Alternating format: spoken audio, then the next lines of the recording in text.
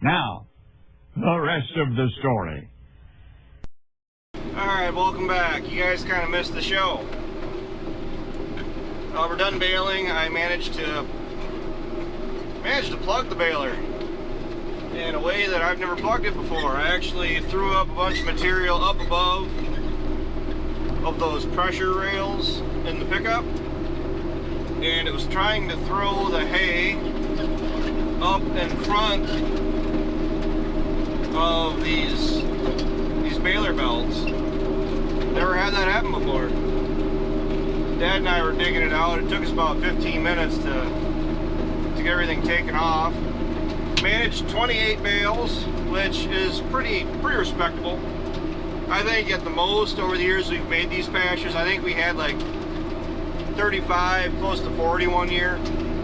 But that was also perfect conditions, hadn't been rained on, anything else like that. And this stuff, I know we do have some loss from being rained on, and then how many times we had to handle it. I mean, we do have a bunch kind of throughout here where we were, let's just call it, right out in the headlands, where we lost a bunch, but really couldn't justify tedding it back out and raking it because there's rain right there. Dad has all the bales grouped together. That's kind of what he was doing with the JCB. Probably not going to be able to get them hauled in right away. And honestly, even if we get them hauled in back to the buildings, we won't be stacking them inside for a while. The hay is iffy. It's obviously why we had to go through and rake it again. If it does get rained on with this storm that's coming through, it's not the end of the world. Just let it sit out until it is dry. A week or two outside isn't going to hurt it out in the elements again. I mean, as long as we get it in before we get like torrential amounts of rain on it again, which July, August seems kind of unlikely, but the way this weather's been playing out, I don't trust it for nothing. I wouldn't really trust the weather right now with my lunch money, let's just say that much. So we aren't done baling. This pasture's done. This is the last time the baler's going to be out here this year. I do have the waterways down at my place, which will probably add up to about, you got the random calf coming out of nowhere. There's probably about 10-15 bales down at my place. Doesn't seem like a lot, but a little bit adds up. Especially seems like I do want to do a second cutting on it. It's just between the inline wrapping, because we did wrap a bunch of bales today. Why didn't we wrap all these grass bales that we just made that,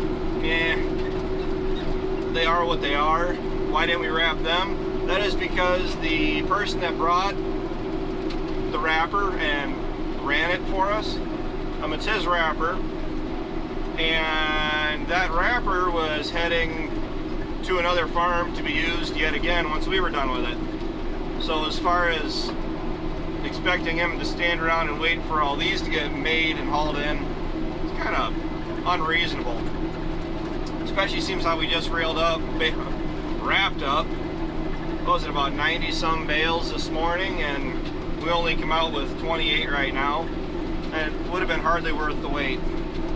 And I am planning on getting these put away in one of the sheds that we have available yet. Third crop, looks like it's off to a pretty good start. It's greening up really good, especially after it was hit with the fertilizer the other day.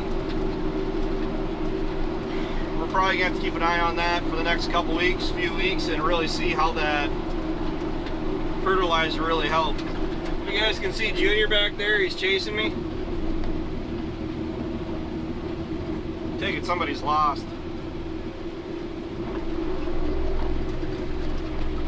It's funny some of the cow trails these guys got down through the woods.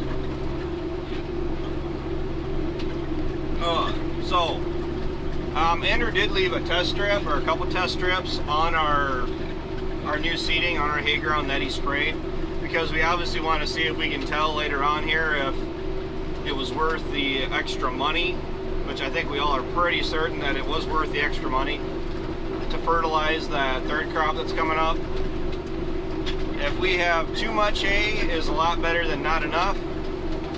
We're all in pretty much the mindset that if you can make a fourth crop or make these waterways, you're kind of silly not to. Because at least that way, if you don't need it, and like the last handful of years here, if the winter's been long or the spring has been wet and nobody is able to make their feed or get out and make any hay, or are just flat out just short of hay, and there is a little bit of run up in price and we're able to let go a couple loads, it's money in the pocket. When it's a summer like this, I mean, we do have a bunch of odd jobs that we really gotta get to here. At least the beans are getting moved. The combine is gonna be getting pulled out here before too terrible long, and we gotta start tearing into that because, you know, it seems how they're already screaming back to school and looking forward to the end of summer already. It's not going to be too much longer and everybody's going to be screaming, let's get harvest started. Harvest could wait another 3 or 4 or 5, 6 months yet. Not saying I want to harvest in March by any means, but I exaggerate for effect. I'm not ready for harvest. I mean, I'm feeling pretty good going into it so far. A lot of crummy, supposedly crummy looking crops across the country. Not just in Wisconsin, but Iowa, Illinois. Everybody says that, but then the problem is, I don't know if it's just the American farmer's can-do attitude, but it seems like we always manage to pull off an awesome crop. I guess the combines will prove us right or wrong again this year. But I do have all of my, not all of my, actually, I got a few thousand bushels that I'm currently sitting on yet. Not physical, but future crop, new crop, that I can realistically sell and be really comfortable selling it, the amount. But the problem is the corn price took a dump, a dive, a drop. So I'm kind of waiting to see here, making some assessments what the current market conditions are, if I'm better off just selling now and being happy with what I've gained at this point, or try to hold on for another 20 cents again. Alright, time to head home and get this baler in before it gets rained on. So thanks for riding along, thanks for tuning in. As always, take care, take it easy, keep in touch. I'll talk to you guys next time.